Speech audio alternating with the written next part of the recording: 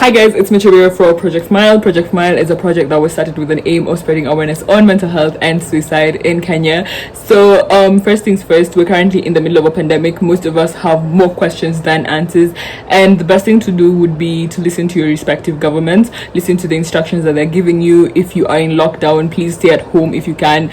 Only leave the house when you need to get essential stuff, and leave the house wearing a mask, wearing gloves and all that. Also ensure you do not spread misinformation, because there's a lot of misinformation going around on the internet, and yeah, that's not right. So get your information from the right sources, including CDC, Center for Disease Control, WHO, World Health Organization, and of course your Ministry of Health and your respective governments.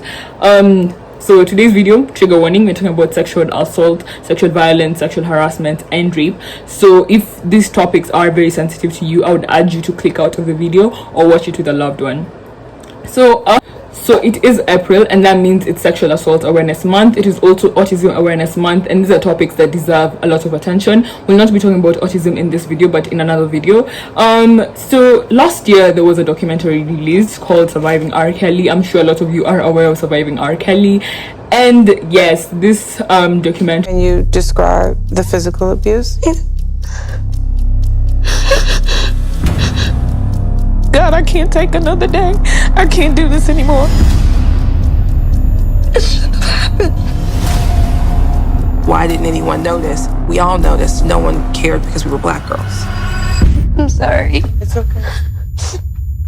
Surviving R. Kelly, a 3-night event, premieres Thursday, January 3rd on Lifetime. Was tragic, and of course it's a trigger for lots of people when it comes to the topic of sexual assault. I don't want to go deep into the whole series because it was really long and it was something really traumatic to watch. I cannot imagine what the victims of sexual assault felt like, and just emotional abuse and all that. So the one thing that stood out to me, or one of the first warnings in terms of how bad this was going to be, was the fact that R. Kelly married earlier when he was 15. Yeah, and that counts to pedophilia, and of course a 15-year-old cannot consent to marriage, and I think he was 29 at that time. So yes, that's a very relevant thing in today's topic. And also Ethic released a new song. If you're Kenyan, you know Ethic. So Ethic is a Gengeton band, and I am all about playing Kenyan music, but I'm not about promoting problematic behaviors or problematic messages. So in Ethic's new song, it was actually released in January, but I think the video was released on 20th of April. So in their song, it basically promotes pedophilia, and with pedophilia, it crosses the line of child sexual assault or child sexual abuse. So we do feel the need that we need to talk about sexual abuse and sexual violence. And this is not the first time Ethic have found themselves in hot soup because of such problematic lyrics. And of course, I'm going to cite one of the lyrics. There is a song called Tarimbo they released last year, and it said "Mihu chapa bila permission" or something along those lines, basically insinuating that consent isn't needed. And the CEO of Kenya Films Classification Board did call them out, and he tweeted that, "Do these perverted producers have children? How does a sane adult try to normalize rape, prostitution, or pedophilia in the name of Gengeton hits?" The video so-called by Ethic is despicable immorality that should be condemned by all right-thinking people. And another thing that also came to Kenyans' attention is Energy Radio. So Energy Radio has a post up, I will put it on the screen, that also kind of glorifies pedophilia and relationships, especially sexual relationships between a student and a teacher, and that's not right because it's glorifying pedophilia and glorifying the whole thing of rape culture. So in today's video, we're going to define sexual violence. We're going to talk about the effects of sexual violence and also why people do not speak up. So according to WHO, sexual violence is defined as any sexual act, attempt to obtain a sexual act, unwanted sexual comments or advances, or acts to traffic or otherwise directed against a person's sexuality using coercion by any person regardless of their relationship to the victim, in any setting, including but not limited to home and work. Coercion can cover a whole spectrum of degrees of force. Apart from physical force, it may involve psychological intimidation, blackmail, or other threats. For instance, the threat of physical harm or being dismissed from a job or not or of not obtaining a job that is sought. It may also occur when the person aggressed is unable to give consent, for instance, while drunk, drugged, or mentally incapable of understanding the situation. Sexual violence includes rape, defined as physical force or otherwise of cross penetration, even if slight, of the vulva or anus using a penis, other body parts, or an object. The attempt to do so is known as attempted rape. Rape of a person by two or more perpetrators is known as gang rape.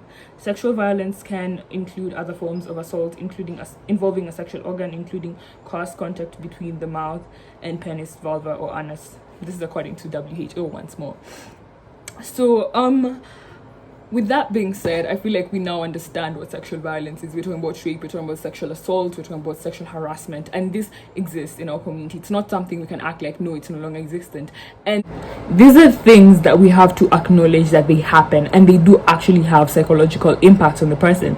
So some of the psychological impacts of sexual violence include depression. We have an entire video talking about clinical depression. I will link it in the description. We have flashbacks. Now, during a flashback, memories of past traumas feel as if they are taking place in the current moment. There is post-traumatic stress disorder. We have an entire IGTV video talking about PTSD by one of our founders, so do check it out. Also, I'll link it in the description. There's self-harm, there's sexually transmitted infections, there's substance abuse, there's dissociation. Again, we do describe dissociation in our video talking about dissociative identity disorder. I will link it in the description. There is panic attacks, there are eating disorders, pregnancy, sleep disorders, suicide, and then of course we have adult survivors of child sexual abuse. And child sexual abuse is something that exists, and we tend to cover up. I'm using the word cover up child sexual abuse because most of the times the perpetrators is someone that we know. It could be an uncle, an aunt, or something of the sort. It could be a relative, it could be a dad, it could be a mom, it could be a teacher, and we want to cover this up. We do not want that shame that comes with, oh wow, maybe in this family the uncle is someone who assaulted that, and that tends to we tend to cover up the perpetrators, and that's something that should not be happening.